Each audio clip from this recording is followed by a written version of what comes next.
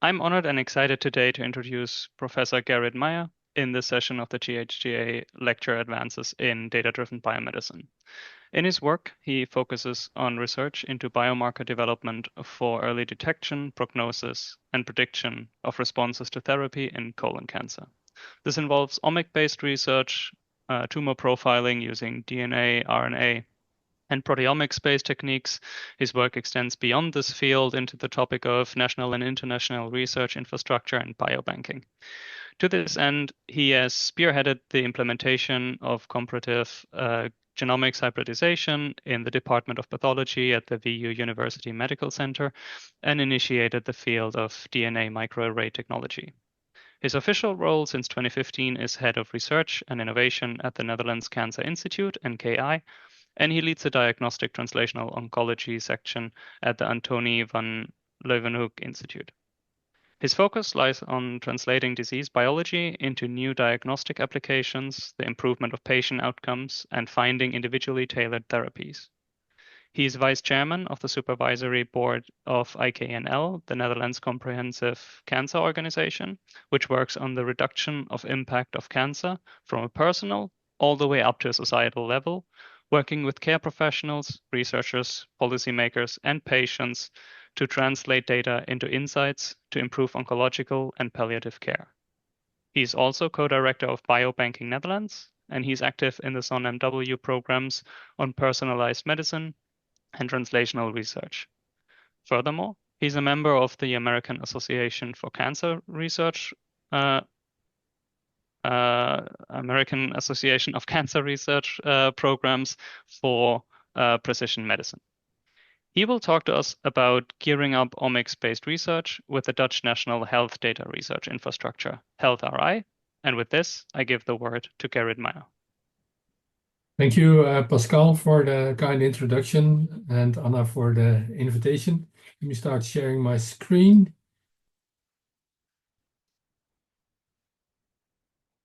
And I hope you can see my slides now. Yes, we can. Very good. Excellent. Good. So thank you and welcome everyone. And I would today actually like to wear my hat on infrastructure rather than as a dedicated cancer researcher, of course, although the one is driven by the other. So HealthRI was already mentioned in the title. So it's the Dutch National Health Infrastructure for Research and Innovation. And the mission of HealthRI is to ultimately get better health for citizens and patients by reusing health and life sciences data with an integrated data infrastructure to enable data-driven research, innovation, and policy. And that sounds great, but it's much less easier done than said. Well, actually, when I was looking at the GHGA website, I realized that there's quite some overlap in the mission in the missions of both our organizations, because also the GHGA has a mission to establish data infrastructure and do it in a way that the researchers are facilitated and that the data has been dealt with secure, etc. So I think a lot of commonalities. But then let's start with the beginning on what we think of personalized medicine and health, and I've tried to capture that in this simple scheme. And I think the concept is that when we have a patient or even a healthy citizen, and there is a phenotype, and when it's a disease phenotype, we call it the clinical phenotype, then the hypothesis is that then when we have a better understanding of the underlying biology, the disease mechanisms, then we can get to improved health outcomes. And there are exciting examples, in particular from the field of targeted medicine, where we actually have an understanding of the disease biology and we can get to solutions that improve patients' lives. But then the question is the only reason why this is successful because we have this understanding of disease biology, or is there more to it? And I think it's fair to realize that in the setting of health research or of drug research, there's a lot more in addition to this simple concept, and that has to do with the way the research is being organized and how a drug development pipeline looks like, and how activities or concepts like good clinical practice, quality assurance, authorities overseeing these activities, clinical research organizations supporting the research and being funded for doing so, how they also play a role in making that personalized medicine research here in the field of drugs is actually productive. And I think that differs from the situation in the field of genomics or biomarkers, whatever term you want to use. Of course, there's a lot of great work that produces great papers in great journals. But when we look at how well actually we have been able to translate the promise of genomics over the last 2 decades into actual applications for patients, I think that more often has been not has been the case than it has been. And if you then think about what could be a reason for that, then I think that one of the aspects is that this whole supporting ecosystem that we know from drug development, that basically is absent in the field of biomarker research or genomics research, or even more diagnostic research in general. And yeah, that brings me to the apparently unsexy problem of samples, images, data, and processes and quality assurance. And this is evidently boring, but it's the boring stuff that matters most. Just one tiny intermezzo when we're talking about data, and people are referring to the type of research that they're doing in different ways, like saying that they're doing omics research, or they're doing clinical research or imaging research. But I think essentially with all health research that we do, we basically have a concept where we combine 3 types of data relating to the diagnosis, in this case cancer, the therapy that has been given, the treatment, in this case immunotherapy, and the response that in this case a patient would have to that therapy, meaning the outcome. So that goes on the clinical end of research, in this case cancer research, but it also goes for the basic research in this domain. Like when you have a cell with a given classification, given features, and you are going to interfere with that, and in the end you want to know what the outcome is on the phenotype. So it's again the same trinity of data types that we need to accommodate. But there we have a problem, and that is that in real practice, data are often hard to find, and if we know where they are, then it's hard to get access to them. And if we have access to data from different resources, different sources, then it's difficult to link data on a personal subject level, and they use different data models, and in the end, actually, it's quite frustrating to try to reuse data. And the main challenge, if you want to capture that in one word for that problem, is the fragmentation. And if we compare that to other areas of society, and this is a typical picture for the Netherlands, but I think it would go for the northern part of Germany as well. What you see here is called in Dutch a terp, and I've looked it up, and it appears to be the same word in German, and that's the way that like a millennium ago, people managed to keep dry feet from the floods in the northern part of the Netherlands, and like every village would have such a terp.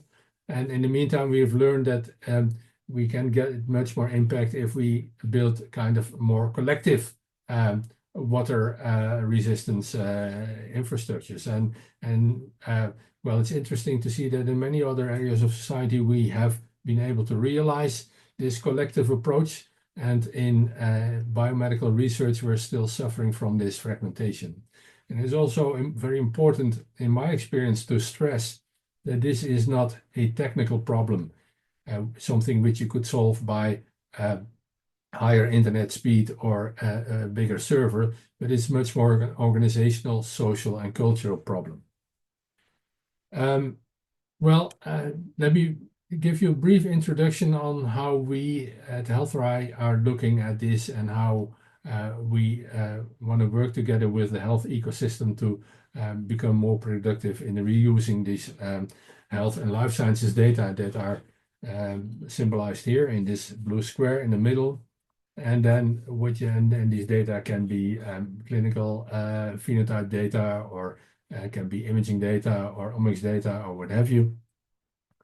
And it's good to realize that around this these data, there's a whole ecosystem with all kinds of different stakeholders.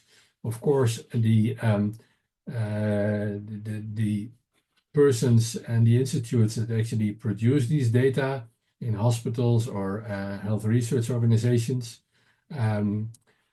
So the persons, but also the institutes that play a role here, like hospitals, often in regional networks. Other players are national registries and national data initiatives. Government is a player. The funders, of course, play a role here. And that means the funders of the infrastructures that exist in regular healthcare, but also the funders of research.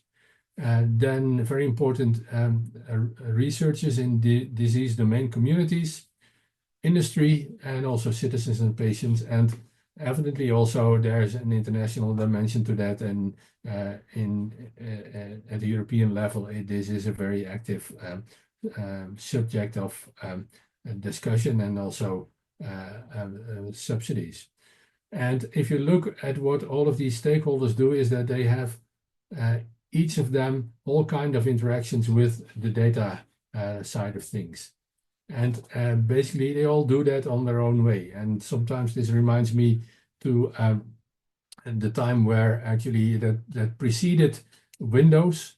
I'm not sure how many of you actually have experienced that time, but that basically meant that with every application that you were using on the on your computer, you needed to install an individual a proprietary mouse driver and a proprietary printer driver. And actually, we've kind of overcome this by introducing platforms like Windows or the iOS of the Mac that take care of that. And in a similar way, we actually envision a role of HealthRI trying to standardize this layer of interactions with between data and players in the field to much more harmonize and standardize that.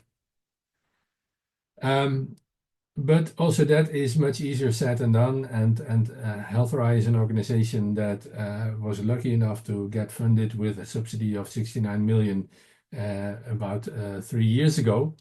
And that was a subsidy from the National Growth Fund. And during the grant review procedure, we had an interview, and then the committee actually brought up like, okay, great that you want to do this. Of course, this should have been already in place for a long time, but aren't you going to face a lot of challenges that you will not be able to overcome? And rather than actually using that as an argument for not funding the program, they did fund the program, but they did it conditionally. And the major condition was that HealthRI, which is a public foundation, together with the 3 ministries who actually were the applicants of the subsidy, and that's the Ministry of Health, the Ministry of Science and Education, and the Ministry of Economic Affairs, had to come up with a list, an overview of all obstacles that exist for the reuse of health data for research and innovation, and also with, for each of these obstacles, a way forward to structurally resolve these obstacles.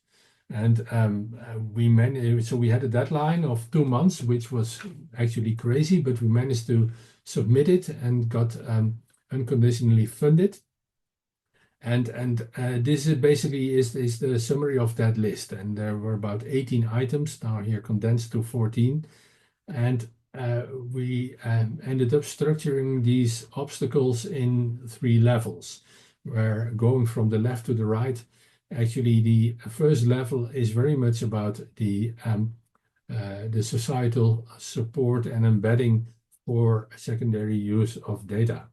And the second column in the middle is much more about legislation and security. And so the first column actually we labeled like as a society we should make up our mind about what we want with the use of secondary health data, secondary use of health data.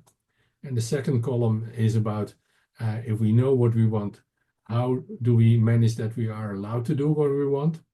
And then the third column is about if we know what we want and we are allowed to do what we want with these data, make sure that we are able to do so with the technical and logistic and organizational aspects of that. And will not go through this extensively, but pick a few examples of each of these columns. And one of the things we realized when making this overview was that actually as a also medical and scientific community, we had not been very outgoing in informing the general public about the importance of the reuse of health data and the way that we were doing that and the way that we took care of privacy concerns, etc. on that. If we're honest, basically we for a long time have taken it for granted that these data would be available for use. There's also issues about who has a say about what when controlling the data. There's an aspect evidently that has to do with the reward system for researchers, and also the aspect on access to health data for companies, but also access to public organizations and researchers to data from companies is an issue that deserves attention. And then if we look to the second column, we have learned also actually following the GDPR and the way that has been implemented in the Netherlands being different from implementation in other European countries, that there is a lot of real or perceived barriers there, which is impeding the process a lot. I've been talking about the linking on the subject level data, but of course there are also challenges to make sure that we safeguard the privacy of the patients and that safeguard the knowledge security in the right way. And one of the things that we also were facing in the Netherlands, and I'm not sure if that is something that sounds familiar for you, is that when we need data from multiple sources, that actually there is a very stacked process of reviewing rather than that we could do that in a more generalized way. And of course, sharing data internationally is a challenge as well. And the technical side of things has to do with finding data, provenance of data, big challenges with the metadata that we have of the data that we are using and lack of using standardized data models. And also that actually in facilitating all of the processes that we have with using data from actually the moment that we define which type of data that we need to being able to analyze the data and everything in between, that there basically is a process that is not very well facilitated, and that actually the workflow that we have there also is not very much designed in a way that we have compliance by design to on the one side make life easy for researchers and on the other side make sure that the rules are obeyed to. So what has happened since was that actually after we have drafted this list, the parties involved, being HealthRI in these three ministries, actually continued jointly to work on that. So we now have something we never had before, and that is we have on a monthly basis, on a technical level, meetings with representatives of these three ministries and our colleagues at HealthRI, and every 3 months a board level meeting with the same parties. And it's starting to pay off. Like we came up together with the Ministry of Health, in the end bringing up a website, which you can see the URL here. It's in Dutch, on the secondary use of health data. And of course, the European Health Data Space Regulation is playing an important role here as well, because a number of the challenges that we're facing also have been recognized and being addressed in the European Health Data Space Regulation, which is upcoming.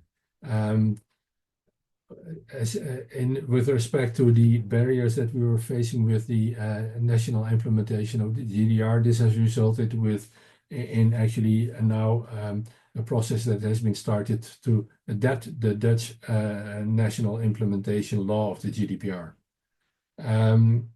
And as to being able to link data on subject level, we now are witnessing that the Ministry of Health has initiated the process to also accommodate the law which currently inhibits researchers from using the National Social Security number for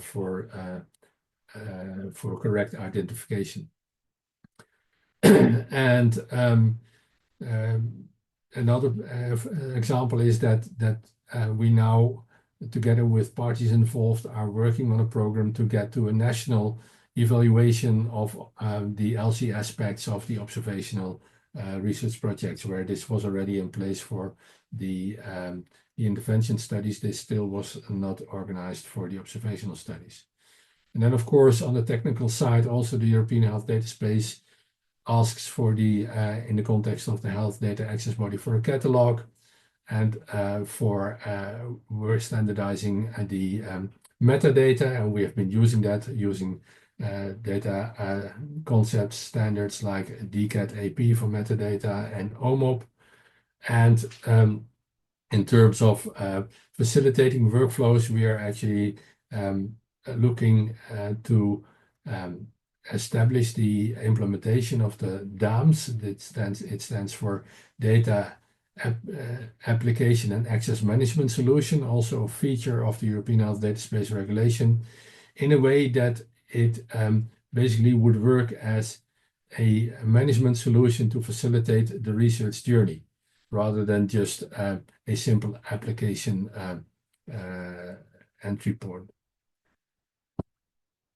Okay, so I mentioned already the European Health Data Space Regulation a few times, and we see that very much as an important support for our activities in a number of ways. So as I was mentioning, there is this dedicated authority under the European Health Data Space that deals with the secondary use of health data, the Health Data Access Body. And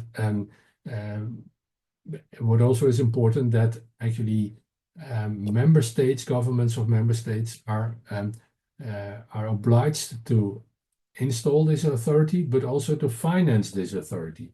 And so by actually hosting solutions like a catalog, like the data access and application management solution and the secure processing environments under this Health Data Access Body organization, we are aiming for and foreseeing a much better facilitation of the research journey. Then getting back to this ecosystem again, I showed you this slide with this complex community of different stakeholders, and actually stakeholder management is a very important aspect of the work that we're doing. And also there we try to organize that in a couple of ways. One way is actually building on regional activities that are ongoing in healthcare organization in the Netherlands, and that include also activities on health data, in particular health data for primary use. But of course, what is useful for primary use can also be useful for secondary use. And our Ministry of Health is now actually actively making sure that with any investment in the primary use of healthcare data, also a check is being done whether the impact that this would have for secondary use of health data can be as optimal as possible. Another way of actually organizing these stakeholders is more on content themes like disease domains. So we have started with a national domain node on oncology, and we'll be following up with a national domain node on cardiovascular diseases and rare diseases and what have you. And one reason for actually taking this angle is that this usually are multi-center initiatives that already have been working on solving the data problems that they are facing, and in a way have found ways to overcome the limitations of individual institutions. And since they actually have an incentive to solve the data problems, to actually execute the research that they want to do, there's also momentum that we want to capitalize on. And of course, in the end, we want to synchronize activities in these different disease domains as much as possible and align them with what is ongoing in the regional nodes. And of course, all of these activities we also want to do in close interaction with the European and international community. And one way that is taking place is actually that HealthRI also hosts the national nodes of European research infrastructures like BBMRI, Elixir, and EATRIS in the field of health research and biomedicine. And rather than having these nodes individually and competing with each other, we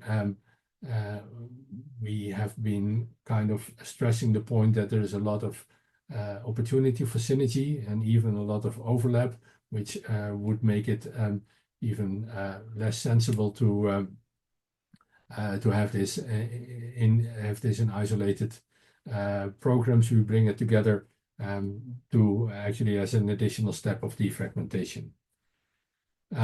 So we have a long-term program. HealthRI has been funded for 7 years, so we have a roadmap where we actually have planned the deliverables that we're aiming for.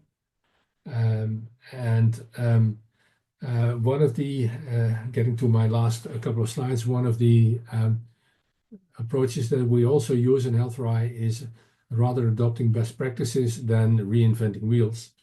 And in the field of genomics, in particular cancer genomics, we have identified such a field, such a best practice, in this case, AACR Project Genie. And from the Netherlands Cancer Institute, I have been involved in that project ever since the beginning in 2015.